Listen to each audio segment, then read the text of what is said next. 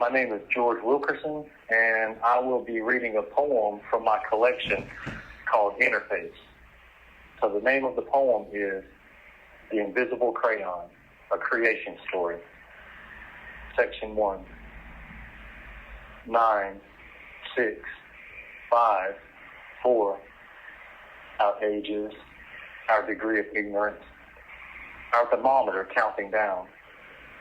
9 saw it before we did.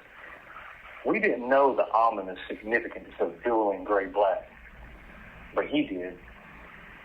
He told us 3 dummies, cartoon-eyed and otherwise dead, to grab a pair of shoes and follow him. I didn't know he meant a pair of my own shoes. Baffled but obedient, we stepped, one behind the other, into white. Section 2. Our red-faced father lobster crawled backward from under our trailer, where he'd been thawing iced pipes with a disposable blowtorch. Like a maniac, he stormed inside. Orange flames skipped across corkscrew cord, melting foam to ear as he returned to our springless screen door, screaming blindly into the receiver, searching for his estranged, soon-to-be ex-wife, our mother. I am not lying. Are you stupid? Our trailer is on fire, Dad. It put my wife on the phone. Tell her when our boys die, it'll be her fault.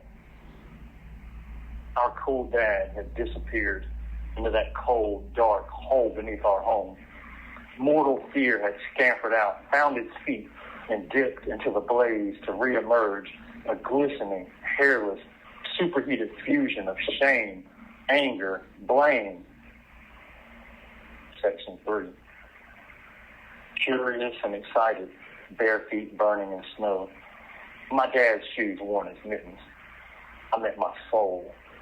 The fire entered my pyromaniacal eyes as it growled and roared and crawled the walls like rage that scraped its claws across the smooth blue slate of my mind. Metal screeched in labor pain, prefiguring our future, birthed amid the flames. Heat waves shoved their way into me. The ripples instantly blistering the skin of our lives would continue to disfigure and rename our natures. Fate scrapes away to make space for poverty is born in voids. We were baptized in oily ashes, scrubbed clean of everything but bodies, barely clad. Section 4. Our new home was a roach-infested apartment in the projects, an insidious crime scene, cordoned off with busy inner-city streets that were dangerous to walk across. Nobody slowed or stopped, except by accident or acts of God. Other HUD dwellers circled like coyotes as we unpacked our black garbage bags and donated clothes. A race is a test of speed, a contest to achieve supremacy. When they asked me about my race, I went breathless with eagerness, thinking we play a chase game like tag. Anything you want, I said.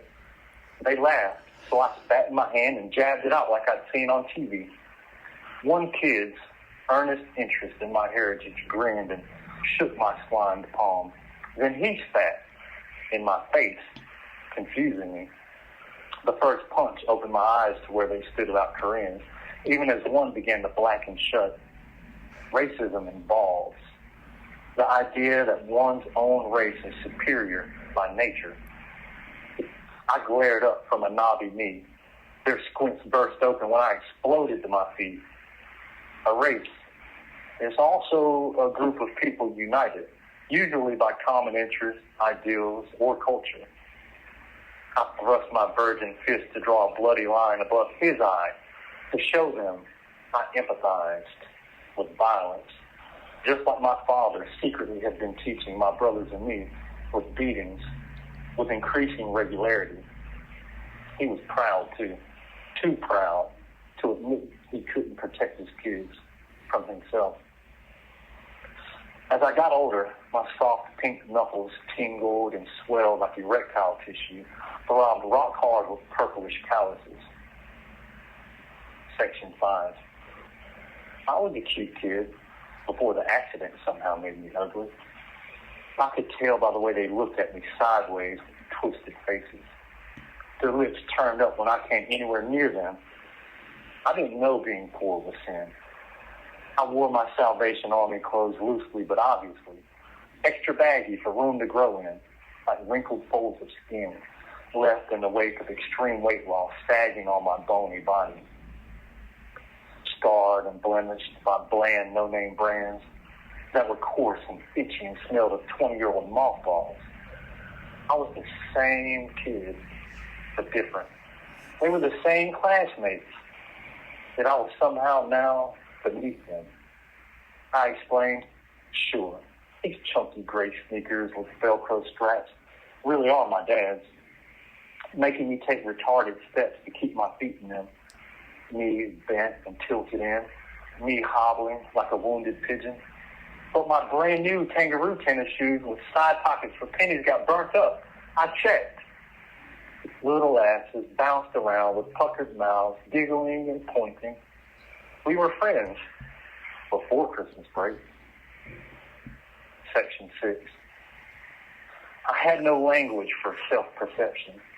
Thus, naked in my closet mirror, I fogged up the glass, squinting through my shame to scrutinize my nondescript skin. All I saw was a creamy brown stick figure. But then, I zeroed in on differences. My slanted eyes, buck teeth, what others had, how after Christmas everything glowed new to me, but old to them. Old clothes, old fears, old hatreds, all handed down to me by strangers. Like Adam and Eden, I became aware of myself relative to others. It was a hell of a fall from ignorance. I wanted to buy beautiful things to hide behind. Section 7. I emptied my face until it was full of the nothing I became.